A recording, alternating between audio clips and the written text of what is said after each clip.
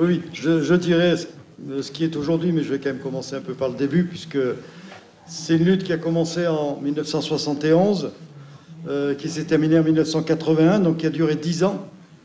C'est une partie de la recette de la victoire, c'est d'être capable de durer dans le temps. Même si quand ils ont commencé, les paysans d'ici, moi je suis arrivé un peu au milieu de la lutte, donc je dis les paysans d'ici, quand ils ont commencé, ils ne pensaient pas que ça durerait 10 ans. Hein. Et s'ils avaient su que ça durerait 10 ans, ils n'auraient peut-être pas commencé. Mais il n'empêche que si on n'est pas capable de durer dans le temps, c'est pas facile de gagner une lutte. L'autre raison du succès, c'est que c'est une lutte qui a été très vite populaire et qui a été très vite soutenue par des comités de soutien un peu partout en France. Ce qui rejoint un peu ce qu'on est en train de faire aujourd'hui avec les résistantes, c'est-à-dire de faire en sorte d'organiser une convergence des luttes avec des soutiens un peu partout en France de toutes les luttes entre elles.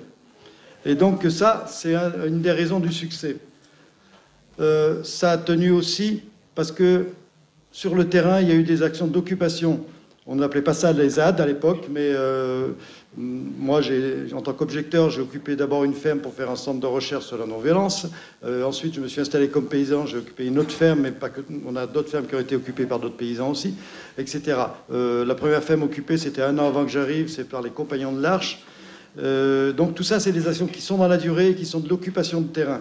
Et ça, c'est vachement important aussi parce qu'en rapport de force avec le pouvoir, il se crée aussi comme ça parce que c'est très difficile pour le pouvoir d'expulser des gens en mettant en avant des moyens violents qui, du coup, sont médiatiquement repris et qui, du coup, se retournent souvent contre lui.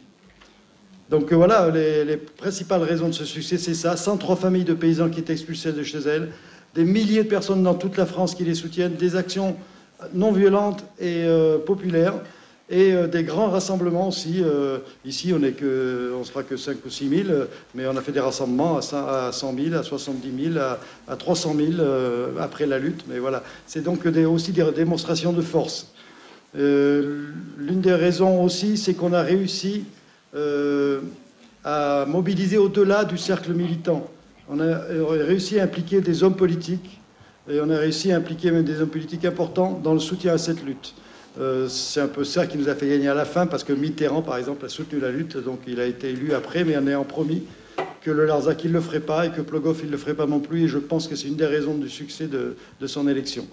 Parce qu'il n'était pas à 10% de voix en plus, hein, donc les 2 ou 3% qu'on lui a fait gagner, je pense que, franchement, vraiment, si on a eu la gauche un jour au pouvoir ici, c'est grâce à nos luttes. Et ça, on peut en être fier. Même si ça n'a pas été la gauche longtemps. Merci. Non, mais je sais bien qu'il y en a qui aiment le dire.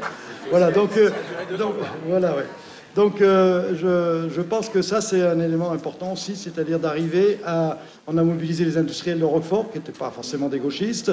On a mobilisé aussi, donc, je disais, des classes politiques pas forcément très à gauche, en plus, locales, qui pour l'image de la région, etc., n'étaient pas d'accord avec cette extension militaire. Et ça aussi, c'était important, quoi. Il faut arriver à faire feu de tout bois. Et une autre des raisons du succès, c'est qu'on a aussi tenu la corde au niveau juridique tout le temps. On a fait des recours sans cesse au Conseil d'État, la Cour des droits de l'homme, etc. Et le juridique est contre les arrêtés d'expulsion, etc. Et on a été soutenu par des avocats et des magistrats super impliqués, qui étaient pour certains haut placés.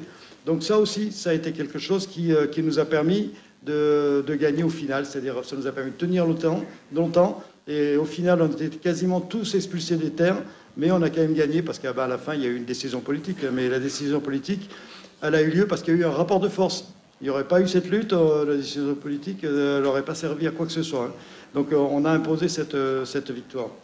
Voilà en gros, et très rapidement, donc c'est ce que c'est devenu un terrain où, je le disais ce matin, où il y a plus d'habitants, pas que des paysans, hein, il y a aussi beaucoup d'artisans, d'artistes et ceux qui se sont installés sur des habitations qui appartenaient à l'État et qui avaient été achetées pour faire le camp, et qu'on a de nouveau réinvesti parce qu'on a eu un bail amphithéotique sur l'ensemble des terres et des habitations de la part de l'État. Ça n'a pas été facile à obtenir, et on a réussi à l'obtenir parce que Pierre Mauroy a mis tout son poids dans la balance, parce que Charles Hénu ne voulait pas qu'on ait ce bail. Donc là aussi, la lutte, elle n'était pas finie. Et donc en 1985, on a fini par faire la Société civile des terres du Larzac, qui gère aujourd'hui ces hectares et qui les gère toujours, et on a un bail de 99 ans dessus. Donc on ne peut pas du tout être viré. Et donc ça a permis d'installer aussi les paysans. Et c'est le seul endroit en France où il y a plus de paysans aujourd'hui qu'il n'y en avait en 70. Et peut-être même en Europe. On l'a dit tout à l'heure dans l'atelier précédent, on a perdu plus de 6 millions de paysans dans les quelques années qui viennent de se passer, dans toute l'Europe. Et en France, on en a perdu, à l'époque, on était 1 500 000 paysans en France, on n'est plus que 400 000. Pour vous dire que si sur le Larzac on est plus nombreux, c'est qu'on a su résister beaucoup mieux. Et pourquoi on a su résister beaucoup mieux? Parce qu'on maîtrise le foncier. Et pourquoi on maîtrise le foncier? Parce qu'on s'est battu pendant 10 ans pour le maîtriser.